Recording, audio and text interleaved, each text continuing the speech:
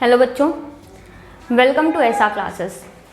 तो जैसा कि हमने लास्ट वीडियो में देखा कि पीस फॉर लिविंग कंप्लीट हो गया था और लाइन बाय लाइन एक्सप्लेनेशन कर दिया गया है। आप लोगों को सारे वर्ड मीनिंग बता दिए गए हैं, रीड बिटवीन द लाइन्स भी समझा दिया गया है। रीड बिटवीन द लाइन्स क्या होता है? जब हम लाइन को पढ़ते हैं सिर्फ उसका सेम टू सेम मीनिंग नहीं होता है, उसके अंदर कुछ छुपा हुआ मतलब होता है, उसको हम कहते हैं to read between the lines. ठीक है, सब कुछ कंप्लीट हो गया। अगर आपने पढ़ा होगा, चैप्टर देखा होगा, तो मैंने पढ़ा दिया था। चैप्टर क्या चल रहा है? क्लास 10 का panorama the pace for living, writer है आर.सी. हचिनसन। ठीक है, चलिए देखते हैं क्वेश्चन आंसर। आज क्वेश्चन आंसर का टाइम है, तो let's go to question answer. ये आपकी बुक में जैसा बिल्कुल सेम टू सेम मार्क किया हुआ, बिल्कुल उसी तरह से है। ये है फर्स्ट आपका एक्सरसाइज बी का। ठीक, answer the following questions briefly. Briefly मतलब होता है शॉर्टली। ठीक है, मतलब छोटी तरह से, ज़्यादा लंबा आंसर नहीं। और इस तरह के क्वेश्चंस आपके 2 मार्क्स के आते हैं। 2 मार्क्स, कितने मार्क्स के? 2 मार्क्स के क्वेश्चंस आते हैं। ठीक है, फर्स्ट क्वेश्चन देखते हैं। Where did the writer watch the play? Writer ने प्ले कहाँ देखा था? तो द राइटर वॉच्ड हो जाएगा, वॉच का V3 form, the play in Dublin. Dublin, okay, clear है। चलिए, who was the chief character in the play? Chief character मतलब मेन कैरेक्टर। ठीक है, किसके आसपास कहानी घूम रही थी। ठीक है, the chief character in the play was an ageing corn merchant of A small Irish country town. ठीक है, कंट्री टाउन का मतलब जो हम विलेज कहते हैं ना, शहर से दूर, उसको हम कंट्री टाउन कहते हैं। ठीक है, क्लियर है। Question number 3, does the writer dislike rapid movement in every field? क्या राइटर को डिसलाइक मतलब नापसंद है, रैपिड मतलब तेज, मूवमेंट तो समझते हो, रैपिड मूवमेंट क्या राइटर को हर एक फील्ड में पसंद है? ठीक है, हर एक फील्ड मतलब खाते वक्त, चलते वक्त, घूमते वक्त, हर कुछ। ठीक, no, the writer does not dislike rapid movement in every field. और ये हमें कैसे पता चलता है? जब वो कहता है कि हाँ मुझे ये पसंद है कि एक दिन लंच हम न्यूयॉर्क में करें, डिनर न्यूयॉर्क में करें तो लंच कहीं और करें, लंच अगर डिनर लंदन में करें तो लंच न्यूयॉर्क में करें। इस तरह से जब वो कंपेयर करते हैं, बोलते हैं कि हाँ मुझे भी ये चीज़ पसंद है, इससे हमें ये पता चलता है कि राइटर हमेशा डिसलाइक नहीं करते रैपिड मूवमेंट को। ठीक है, आगे बढ़ते हैं। In which situation does the writer find himself in the cinema? ठीक है, when he goes to cinema he finds himself in a hopeless thick mist. mist मतलब धुंध। ठीक है, धुंध, क्लियर है। चलिए क्वेश्चन नंबर 5 पे आते हैं। How does the writer classify himself as a thinker? Writer अपने आप को थिंकर की तरह किस तरह से बताते हैं कि किस तरह के वो थिंकर हैं? क्लासीफाई मतलब अपने आप को बताना, कैटेगराइज करना। The writer classifies himself as belonging to the tribe of slow thinkers. किसकी ट्राइब में? स्लो थिंकर्स, धीरे सोच वाले, मंद बुद्धि वाले भी कह सकते हो। He realizes that he is among those who are guaranteed to get the lowest marks in any, this should be any, ANY, any intelligence test. It seems that he was cursed with L spirit D L scaliate। जब मैंने पढ़ाया था उस time मैंने इसका meaning बता दिया था कि क्या होता है इस फ्रेंच प्रोवर्ब का मीनिंग। ठीक है, क्लियर है। राइटर अपने आप को क्लासिफाई कैसे करता है कि मैं स्लो थिंकर हूँ, और वो क्या कहता है कि जब भी कोई इंटेलिजेंस टेस्ट होगा तो मेरा गारंटी है कि लोएस्ट मार्क्स आएगा। तो वो कहते हैं कि इट सीम्स कि मैं कौन से कैटेगरी में बिलोंग करता हूँ, मुझे कर्स मिला है L spirit D L scaliate। चलिए अब लॉन्ग आंसर क्वेश्चंस पे आते हैं, जो कि एक्सरसाइज C है आपकी बुक में। Right a few sentence about the elderly corn merchant. किसके बारे में फ्यू सेंटेंसेस लिखने हैं? Elderly corn merchant. The corn merchant was a man of many anxieties. Anxieties मतलब चिंताओं का। ठीक है, उसको बहुत चिंताएं थी। हिज हार्ट वॉज वीक, उसका दिल क्या था? कमजोर था। He had certain grievances. ठीक है, उसके कुछ परेशानियां थी। सच एज नंबर 1 में लिखेंगे his nephew was cheating him, उसका नेफ्यू उसको चीट कर रहा था। Second, his wife had the strange idea of spending 10 pounds on a holiday, मतलब उसकी वाइफ जो थी खर्चीली थी. Another, the pace of living of life was getting too much for him. Still, in a moment of despair, he uttered a great cry from the heart. मतलब क्या है, जो जिंदगी की रफ्तार थी वो उसके लिए बहुत ज़्यादा हो रही थी, और मोमेंट ऑफ डिस्पेयर मतलब परेशानी में, चिंता के वक्त में उसने अटर किया. अटर मतलब बोलना, उसके मुंह से निकला. Great cry from the heart. They tell me there's an aeroplane now that goes 1000 miles an hour. Now that's too fast. Aeroplane के बारे में याद होगा कि उसने एरोप्लेन के बारे में ऐसा कहा था. It seems as if he is not satisfied with his own affairs. The complaint of the corn merchant seems to be absolutely irrelevant. ये हमारा चैप्टर में ही लिखा हुआ है, अगर हम ध्यान दें कि कॉर्न मर्चेंट ने क्या कहा था कि ये जो प्लेन है, आजकल प्लेन आ गई हो, वो बहुत फास्ट चलती है. यहाँ पे एज इफ, ठीक है, IFF. खैर, ये समझ में आ गया. इसको याद कर लीजिएगा, ये सारी चीज़ याद कर लीजिएगा. और लाइफ में कोई शॉर्टकट नहीं होता है, पहले बता दे रही हूँ. इसी से मैंने क्वेश्चन आंसर बिल्कुल टाइम से, अभी एग्जाम होने में बहुत टाइम है, तो जो जो चैप्टर कंप्लीट होता जा रहा है सबको बैठ के याद कर लीजिए, आंसर मिल रहा है. और ग्रुप में आप लोग हैं व्हाट्सएप में एडेड, पेड PDF वाले ग्रुप में, उसमें आपको PDF मिल जाएगा. ठीक, ये सारे क्वेश्चन आंसर और जो भी चैप्टर को समझाया गया है वर्ड मीनिंग के साथ सब आ जाएंगे PDF. आज कंप्लीट हो रहा है, आज मिल जाएगा PDF. They tell me there's an aeroplane now that goes 1000 miles an hour.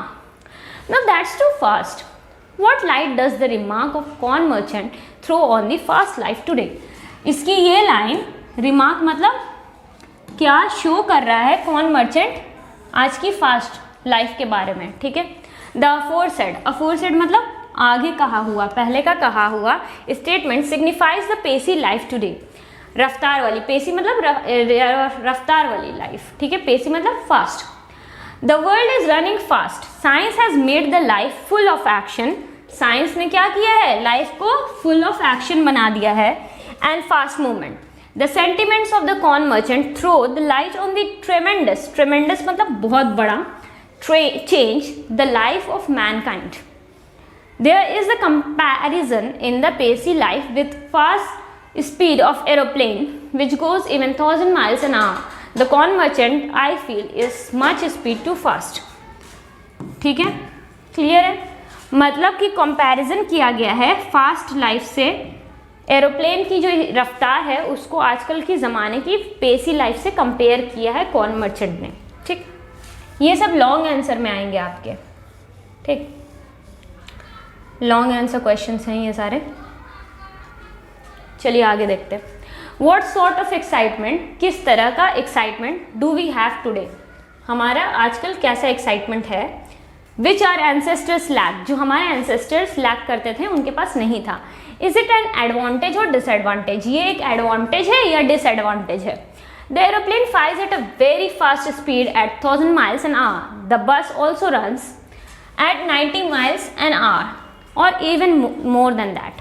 Whereas bus journey, पहले तो कहा गया कि प्लेन की स्पीड क्या है, फिर बस की स्पीड के बारे में बात किया गया, फिर कहा गया हालांकि बस जर्नी जो है provides pleasure and sort of fun. क्या प्रोवाइड करती है, खुशी और एक मज़ा आता है. The aeroplane gives us a sort of excitement. Aeroplane से ट्रैवल करने में क्या होता है, एक्साइटमेंट आता है. To dine in London and lunch in New York next morning is really most enthusiastic. Enthusiastic मतलब बहुत ही एनर्जेटिक, खुशी से भर देने वाला. Pleasant. Our ancestors did not enjoy such sort of excitement. हमारे ancestors ऐसा खुशी कभी फील नहीं कर पाए. ठीक है, क्योंकि उस जमाने में बस नहीं थी और ना ही एरोप्लेन थी. Because there was no fast moving means of transport like bus and aeroplane. क्योंकि बस और एरोप्लेन नहीं थी. The fast running vehicles cover a long distance comparatively in much less time. जो फास्ट रनिंग व्हीकल्स है, vehicles मतलब गाड़ी, वो क्या करती है, ज़्यादा डिस्टेंस कम टाइम में कवर कर लेते हैं. But sometimes it becomes unfriendly. But कभी कभी ऐसा होता है कि ये जो तेज़ गति है गाड़ियों की, प्लेन की, ये अनफ्रेंडली बन जाता है. अनफ्रेंडली मतलब कह सकते हो अच्छा नहीं लगता, When the mental activities are directed in a particular direction to follow the pace of machines, जब हमारी mental activities मतलब दिमाग में जो सोच चल रही है वो हमारी क्या होती है, भागने लग जाती है। किस चीज़ के पीछे? पेस ऑफ मशीन, मशीन की रफ्तार के साथ भागने लग जाती है जब हमारे दिमाग में सुकून नहीं रहता है, कहने का ये मतलब है, ठीक है। तब वो अनप्लीजेंट हो जाती है, तब मज़ा नहीं आता। चलिए अब नेक्स्ट क्वेश्चन देखते हैं, question number 4। Who are taken to be slow thinkers? How are the slow thinkers handicapped today? Slow thinkers किसको कहा गया और स्लो थिंकर्स अब हैंडीकैप क्यों कहे जाते हैं?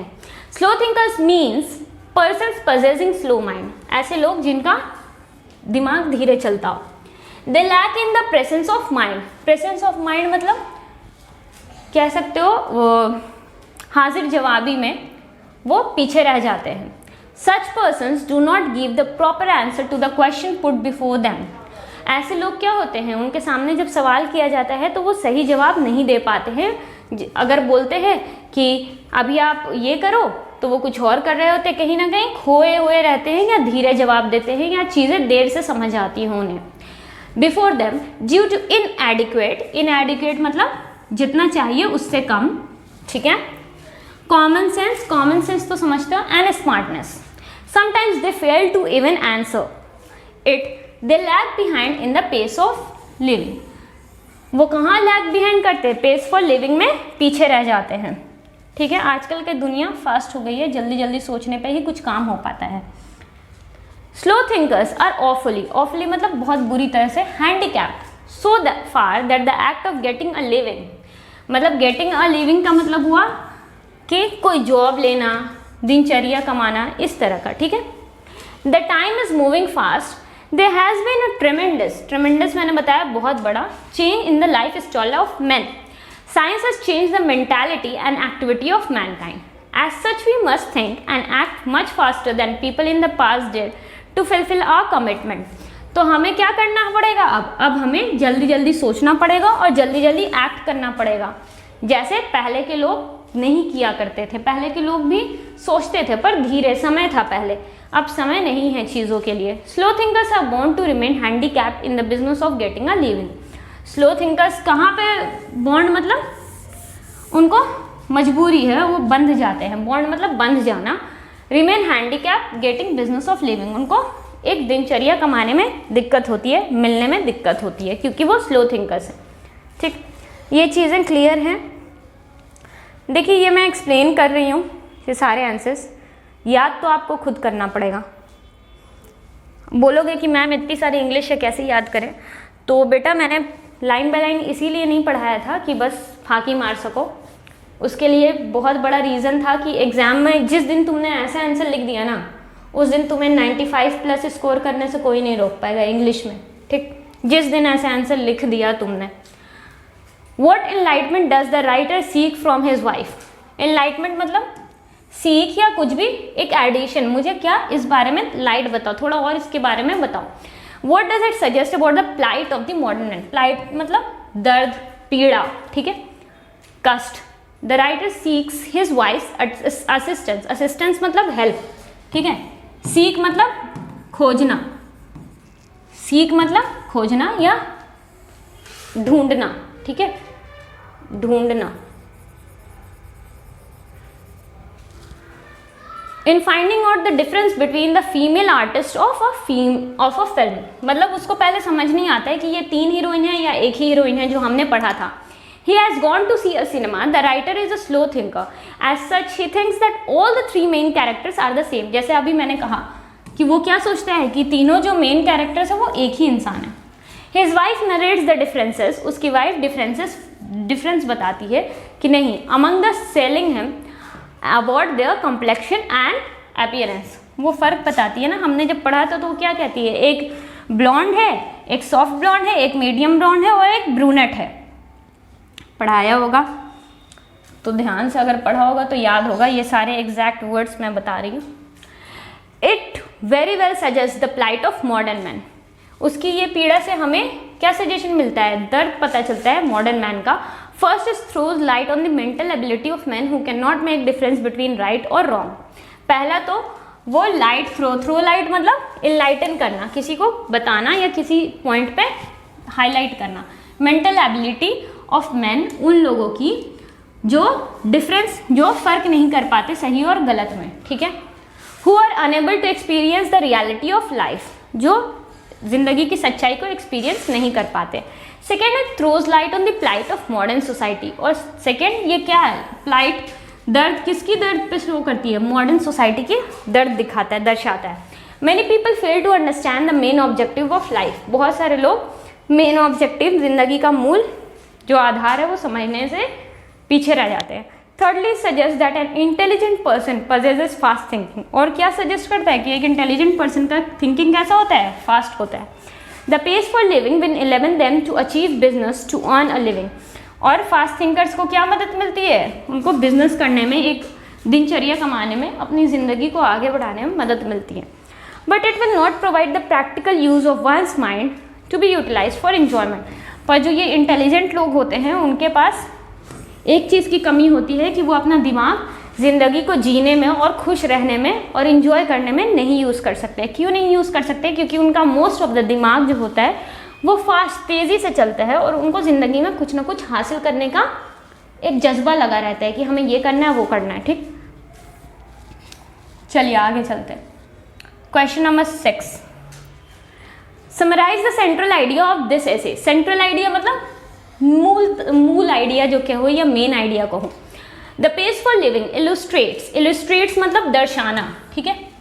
The characteristics of modern life, there are certain sarcastic, sarcastic मतलब मजाक उड़ाने वाला, टॉन्ट करना जिसको कह सकते हो, sarcastic remarks on the life style of modern times. R.C. Hutchinson in this essay nicely demonstrates the plight of modern man. He has thrown light on the pacey life of present time. ठीक है, clear है। The writer has very well explained the advantages and disadvantages of slow and fast life. उन्होंने दोनों बता दिया, advantage भी बता दिया और डिसएडवांटेज भी बता दिया, स्लो लाइफ का भी और फास्ट लाइफ का भी। Those who are fast thinkers will achieve opportunity of getting a living, but not the practical use for enjoyment. उनको लिविंग मिल जाएगी, जो तेज सोचते हैं, जो जल्दी सोचते हैं, उनको क्या होगा, उनको एक अच्छी खासी लिविंग मिल जाएगी, पर उनको प्रैक्टिकल यूज़ इंजॉय नहीं कर पाएंगे वो अपनी ज़िंदगी को उस तरह से जिस तरह से एक स्लो थिंकर करता है, ठीक। ये सारे क्वेश्चन आंसर कंप्लीट हो गए। नेक्स्ट वीडियो में ऑब्जेक्टिव करवा दूंगी। पहले ये लॉन्ग आंसर मैंने सोचा कि आप लोगों को टाइम चाहिए होगा याद करने के लिए। अच्छा बच्चों, एक चीज़ मुझे आप लोगों से कहनी है कि मैं देख रही हूँ आप लोगों का रिस्पॉन्स अच्छा नहीं है। रिस्पॉन्स मतलब व्यूज़ अच्छे नहीं हैं, और हम बिहारियों का एक प्रॉब्लम है कि हम जब दूसरे स्टेट में जाते हैं, सपोज़ दिल्ली जाते हैं, यहाँ से बहुत लोग हायर स्टडीज़ के लिए दिल्ली जाते होंगे, और अगर हायर स्टडीज़ के लिए नहीं गए हैं तो जॉब लेने ज़रूर जाते हैं दिल्ली या कोई और कंट्री, बाहर भी जाते हैं, कोई और शहर में भी जाते हैं, बड़े शहर में जाते हैं। आप अक्सर देखोगे कि लोग मजाक उड़ाते हैं बिहारियों का। उनको क्या कहते हैं, अरे ये तो बिहारी है, और हमें बिहारी वर्ड सुनते ही गाली क्यों लगने लगता है। कोई हमें बिहार से हो ना, बिहारी बोल देगा तो गाली लगने लगता है। क्यों लगने लगता है?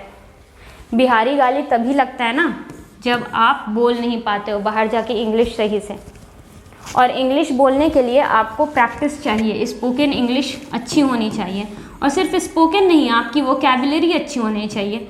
और मैंने ये बात बहुत अच्छे से समझा थी आपको कि वोकैबुलरी तभी अच्छी होगी जब तक आप अपना class regular line by line chapter नहीं पढ़ो।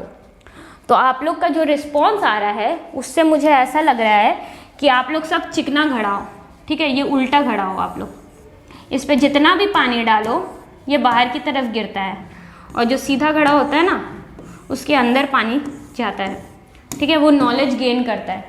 लेकिन आप लोग अपनी हरकतों से ये प्रूव कर रहे हो कि आप लोग सब चिकना घड़ा हो, और आप लोग को जल्दी वाला चीज़ चाहिए कि जस्ट फास्ट हो जाए, बस काम निकल जाए।